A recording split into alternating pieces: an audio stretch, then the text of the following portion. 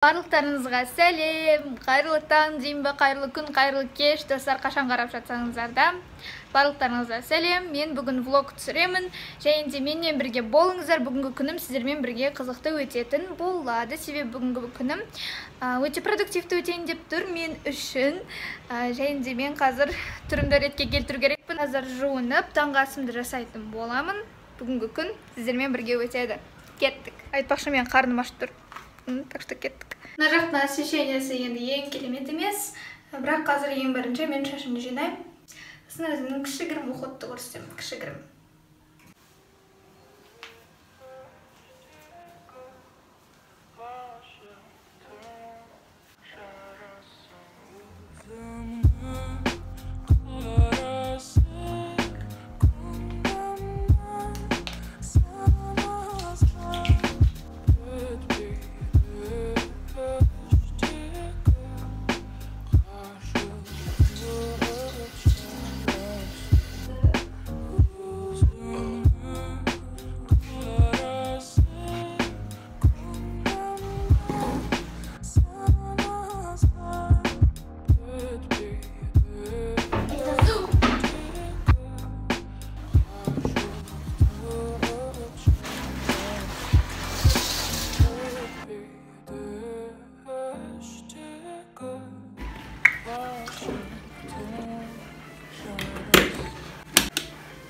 Мама құрт алып келді. Жақсы өремен құртты. Далаға шықтық, енді қазір остановкаға бара жатырық. Айтпақшы, осы бірнеше күн бойына кеше алды күні Астанада ыстық сес салқын болды. Жаңбыр жауып, бүгін жылы бір джинсовкамен жүрік, ал кеше салқын болған соншалықты адамдар курткамен жүр. Кет бара жатырмыз. Және де менің қазіргі мақсатым Мегадан джоггер алғым келіп жүр. Джоггері таппай жатсам, өзіме ұнайтын онда джинсы алам ба деген ойым бар. Сол мақсаттарымды орындаймын деген ойдамын. Себебі көптен бері джоггер алғым келіп жүр. Осылай.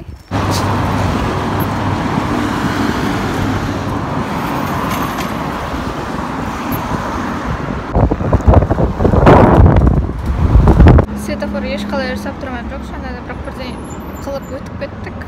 Енді қазір остановкада тұрмыз, автобусты күтіп, Мегаға барамыз.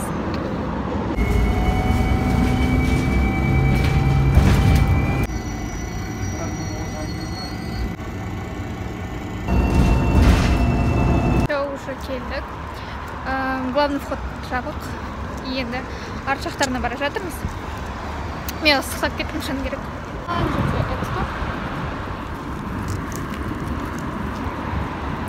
Вайкикеде жүрмін мен. Бірақ өзіме ұнайтын ештеңе тапқан жоқпын әлі. Жаңа Вайкикеға кірдім, қызықты ештеңе тапқан жоқпын.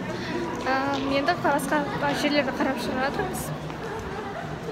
Бірақ ояқта бірдеңе табуға болады дегенге күмәнім бар. Себебі ешқашан ұнамайтын. Просто кіре салайық. Қараңыздар, қолыма қаншама тиын салып алдым. Қазір өлшеп көремін, алынып жатыр. Және де мына бір кофтаны алғым келіп тұр. Бір қолмен қайсысы келді. Қарапайым, қаз киіп көремін. Айтпақшы, мен бүгінгі влогым тым қарапайым осындай. Ыңғайлы, бірақ тым қарапайым ішінде. Қара футболка ғана. Осылай. Примерочныйға келдім. Менің таңдаған киімдерім осылар. Джоггер осындай, брюки бар. И көйлек, розовый топ и серый кофта. Ең бірінші осы джоггерді киіп көрдім, қара түсті. Қатты көңілмен шығып тұрған жоқ, былай жақса. Кішкене кең сияқты. Асты жақтары сосын тым свободны. Бірақ, в принципе, норм сияқты. Білмеймін, көру керек, әлі басқа киімдерді киіп көрем. Және де басқа да жерлерден қарап көрем джоггерлерді. Бірақ осы норм сияқты, менің өзіме. Мен сол ойланып тұрмын. Жақынан қарағанда мне осындай брюки сияқты, джоггер емес көбіне. Брюки. Мен ойланып тұрмын енді.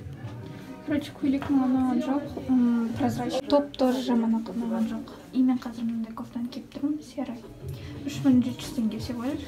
Білмеймін, алайын ба, керек емес па. Былай норм сияқты, алын ашып қойып жүруге, да ішіне топпен. Сол ойланып жүрмін. H&M-де құрғын киімді киіп, ешқайсының біреуін таңдай алмадым. Барлығы ұнады. бірақ қайсын таңдайтынын білмедім, сол шығып кеттім де енді қазір Твоеға бара жатыр. Зато бір кісі уже алды. Вот, жер жүзін. киімдерін алып алып. Мен әлі жүрмін іздеп. Ештеңені алып жатқан жоқ маған. Алдым. Сізге үйге барғасын көрсетемін, не алғанымды қуаныштым. Бірнеше қырғын киім киіп, енді алып отырмын. Достар, біз үйге келдік. Мына сағат 11:30-на шыққаннан енді келіп жатырмыз. Енді қазір не алғанымды көрсететін боламын, сіздерге қызықты деген ойдамын. Алдыңғы видеода естеріңізде болса, холлды айтқан болатынмын. Келесі видео холл өте қызықты болады, себебі мен осы Астанадан жақсылап киім аламын деп. Және де мен алдым. Көбіне алғаным H&M-дан, көбіне дейін барлығы H&M-дан алдым, себебі басқа бутиктардан, басқа жерлерден алған жоқ. Өзім талғамыма келмеді, маған ұнамады ма, жараспады ма. Әйтеуір осы жерден ғана алдым. Бірнеше сағат бойы осының ішінде жүрдім ғой, қырғын киімді өлшеп көрген шығарсыздар енді осының алдына. Енді қазір көрсететін боламын. Мен осындай 2 пакет алып алдық, және де мынадан бастаймыз. Бірінші алғаным ол джинсы. Мен айтқан болатында видеоның басында джоггер аламын, міндетті түрде джоггер алу керекпін деп. Бірақ шыны керек, қаншама джоггерларды киіп шықтым, ешқайсысын алған жоқ. Және де джоггерден гөрі джинсы алғаным дұрыс деп ойладым. Джоггер кішкене непрактичный да, көп жерге кие бере алмайсың. Сондықтан джинсы ыңғайлы болады, джинсы ала салған дұрыс деп.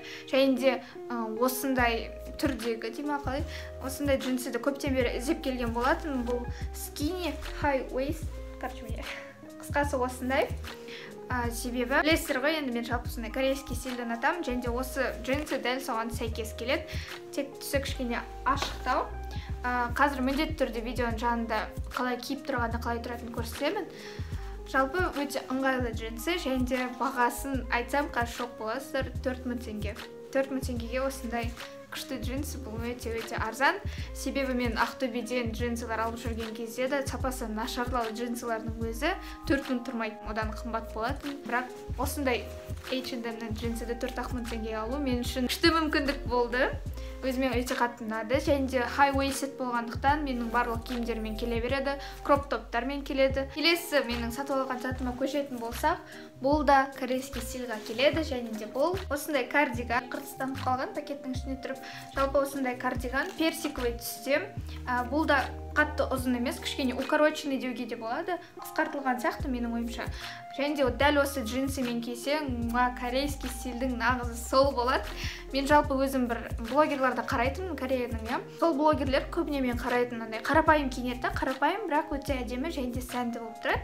Сол себепті мен де осындай кардиган алғаным дұрыс болады деп алдым. Қарапайым болғанымен да өзіме ұнады, және де бағасына келетін болсақ, бағасы бар болғаны 3700 теңге. 3700. H&M-нан осындай бағаларды күтпедім. Жалпы өзінде немесе алдын ашып қойып, ішінде топпен киген күшті болып тұрады. Келесі, мен жаңадан бір эксперимент жасап, бір ашық, яркий, қанық түсте бірдеңе алайын деп шештім. Ерекше бірдеңе, себебі көбіне менде минимализм киімдерінде байқасаңыздар, базовый киімдер, ақ, қара, сұры, және де осы жолы бір ашық, қанық, бір ерекше бірдеңе алып көрейін деп шештім. Және де дәл сол H&M-дан осындай қап-қанық қызғылт түстегі кофтаны алдым. Тұрғандарыңыздай осындай, бұны иығына түсіріп қойып кет, жалпы бірақ көтеріп те кие беруге болады ғой. Қолдары қатты ұзын емес, жеңіл, және де тыңдаңыздар, қазір бағасын естігенде шок боласыздар. Шын айтайын, қанша деп ойлайсыздар бағасы? Мен жерге қазір айтайын. 4000, 5000, 3000, қайсы деп ойлайсыздар? Так, таңдасаңыздар, сіз қателесесіздер, себебі бұның бағасы бар болғаны 1250 теңге. Осындай өте әдемі блузканы кофтаны мен бар болғаны 1250 теңгеге алдым. Осындай өте арзан бағамен, шыны керек, өзімді таңғалдым негізі. Сондай бір скидкамен алдым. Осы сатып алған бір джинсымен бірге киіп комбинировать еткенде әдемі болып шығады. Нәрсе айтайын ба, осының дәл осы кофтаның ақ түсі түрі тұрды, бірақ ол ақ түсі 3000 теңге тұрды. Мынау 1250, бірақ ақ түсі 3000 неге екенін түсінбедім. Бірақ маған көбіне осы розовый қаттырақ ұнады. Келесі пакетке көшетін болсақ, келесі алған киім кофта, бұл сұр түстегі базовый кофта. Айтқанымдай, менде көбіне гардеробым ақ, қара, сұр, сондай базовый, артық ештеңе сондай ерекше нәрселерден тұрмайды. Көбіне минимализм, тым қатты қанық нәрселер алмайтын, және де дәл сондай типпен, дәл сондай көңіл күймен осындай кофта алған болатынмын. қолы ұзын болғанымен андай жеңіл жұқалау кофта. Бұны да джинсымен, жалпы андай қарапайым киіммен үйлестіріп кие беруге болады. Бағасына келетін болсақ, бағасы 4000 теңге тұрады. Бар болғаны 4000 теңгеге осындай әдемі кофта алдым. Және өте қатты қуаныштымын. Соңғы затқа көшетін болсақ, менің алған ол осындай крop топ. Камерадан түсі берілмей тұр, бірақ түсі шық жасыл, сондай түсте. Қолдары жеңіл ұзын, бірақ өзі осындай қысқартылған футболка. Бұны мен жаңадан алған джинсымен киюге болады. High-waisted киіммен киеді. Әрине де бұны бағасына келетін болсақ, бағасы 2000 теңге. Қасы осындай мини-холл, мини-влог болып шықты. Сіздерге ұнады деген ойдамын. Мен барынша тырыстым.